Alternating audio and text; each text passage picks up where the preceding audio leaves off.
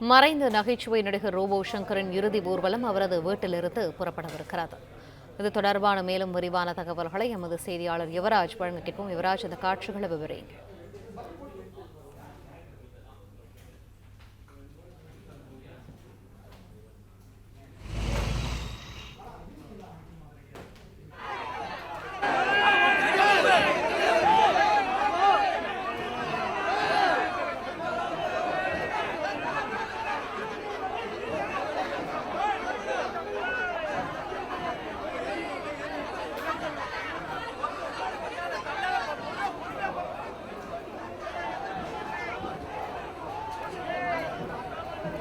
நடிகர் ரோபோ சங்கரின் இறுதி ஊர்வலம் அவரது வீட்டிலிருந்து புறப்படவிருக்கிறது.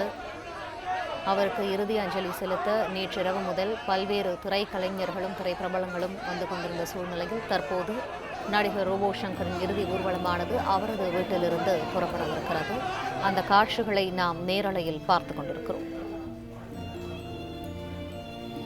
உடல்நலக்குறைவால் 46 வயதில் நடிகர் ரோபோ சங்கர் உயிரிழந்திருக்கிறார்.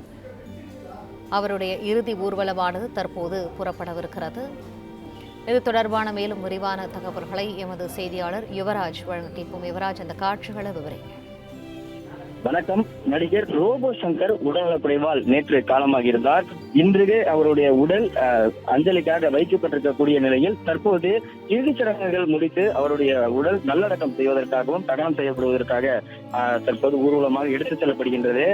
இங்க வலசரவாக்கத்தில் இருக்கக்கூடிய அவரது இல்லத்திலிருந்து வலசரவாக்கத்திலிருந்து இந்த பிருந்தாவனம் இடுகாட்டு மையத்தில் மயானத்தில் தற்போது அவருடைய உடல் தகனம் செய்வதற்காக ஏற்பாடு செய்யப்பட்டிருக்கின்றது.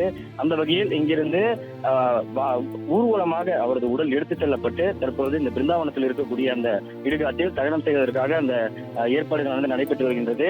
தற்போது அவருடைய அந்த குடும்ப வழிபாட்டு முறைகளின்படி அவருக்கு அந்த இறுதி சடங்குகளான செய்யப்பட்டு தற்பொழுது அவருடைய உடல் அந்த வாகனத்தில் ஏற்றுவதற்கான அந்த வேலைப்பாடுகளானது நடைபெற்று வருகிறது. வழி நெடுகிலும் இங்கிருந்து சுமார் 2 கிலோமீட்டர் தொலைவில் அந்த இடுகாடானது இருக்கின்ற அந்த காரணத்தினால் வழி நெடுகிலும் அவர் செல்லுகின்ற அந்த பாதையிலும் பூக்களானது தூவுவதற்காக ஒரு வாகனம் முழுவதும் உதவி பூக்களானது ஏற்பாடு செய்யப்பட்டிருக்கின்றது.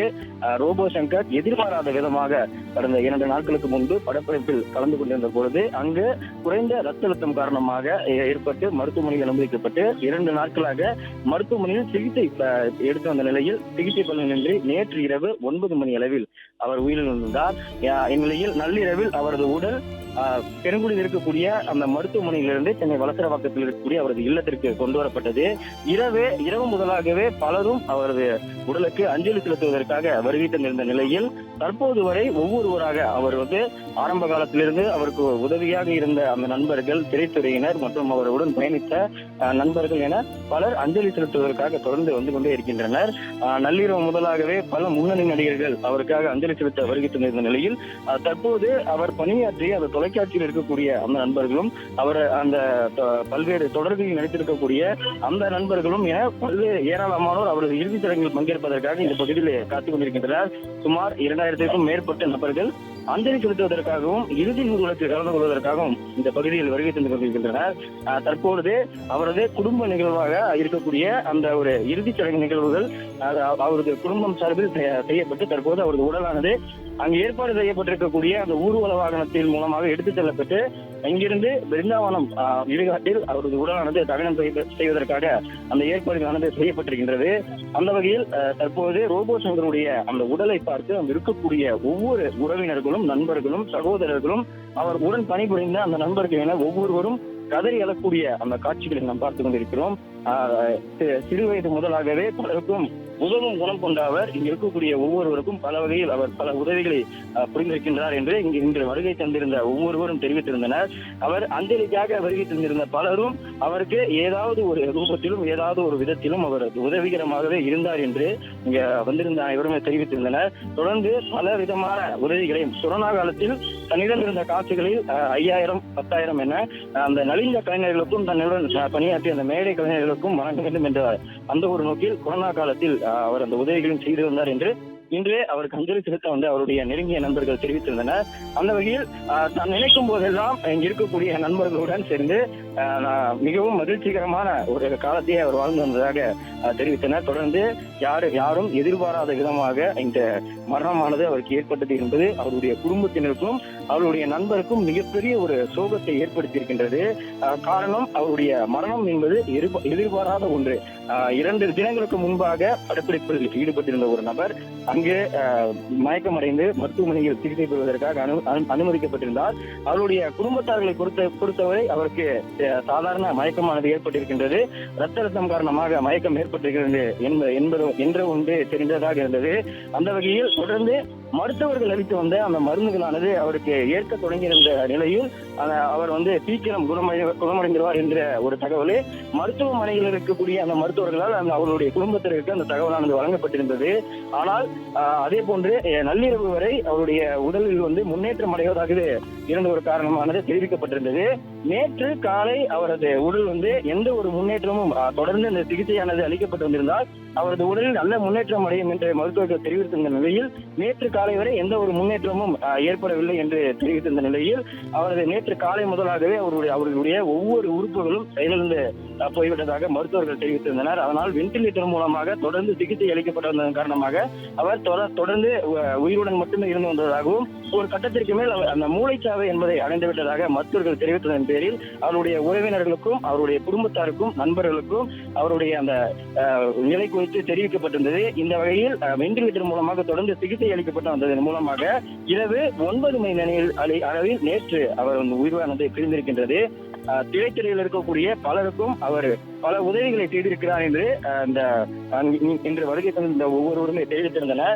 அந்த வகையில் ஆரம்ப காலத்தில் மிமிக்ரி ஆர்டிஸ்டாக தன்னுடைய அந்த பணியை தொடங்கியிருந்தார். திருமணத்திற்கு பிறகு தன்னுடைய அந்த பணிகளை தொடங்கியிருந்த அவர் ஆரம்ப காலத்தில் மிமிக்ரி ஆர்டிஸ்டாகவும் அதே போன்று கிடைக்கின்ற வாய்ப்புகளை பயன்படுத்திக் கொண்டு இருக்கின்ற ஒரு கலைஞராகவும் மேடை கலைஞராகவும் செயல்பட்டு வந்திருந்தார். அதே போன்று பாடி பில்டிங்கில் மிகவும் ஆர்வமாக இருக்கக்கூடியதால் தன்னுடைய அந்த துறையில் தனிப்பட்ட முறையில் தான் ஜொலிக்க வேண்டும் என்ற ஒரு நோக்கில் உடம்பு முழுவதும் அலுமினிய பெயிண்டை பூசிக்கொண்டு அந்த மேடைகளில் ஏறுவதை வழக்கமாக கொண்டிருந்தார். தான் மிகப்பெரிய ஒரு கமலஹாசனின் ரசிகர் என்ற ஒரு காரணத்தினாலும் கமல்ஹாசனின் பாடல்களுக்கு அந்த பாடி பில்டிங்கின் மேடையில் ஏறிக்கொண்டு வித்தியாசமாக நடனமாடியபடியும் அங்கு இருக்கக்கூடிய மக்களை சிரிக்க வைக்கும்படியும் ஒரு விதத்தை ஏற்படுத்தி இருந்தார். அப்போதைய காலகட்டத்தில் பாடி பில்டிங்கில் வித்தியாசமான ஒரு முறையில் மக்களை ரசிக்க வைக்கும்படியாகவும் தன்னுடைய துறையில் சாதிக்கும்படியாகவும் இருந்ததாகவும் அதே போன்று உடம்பு முழுக்க அலுமினியம் சில்வர் பெயிண்டை பூசிக்கொண்டு இந்த வேலைகளை செய்து வந்ததால் பார்ப்பதற்கு ரோபோ நடனம் போல இருக்கின்ற ஒரு காரணத்தினால் அவருக்கு அந்த ரோபோ சங்கர் என்ற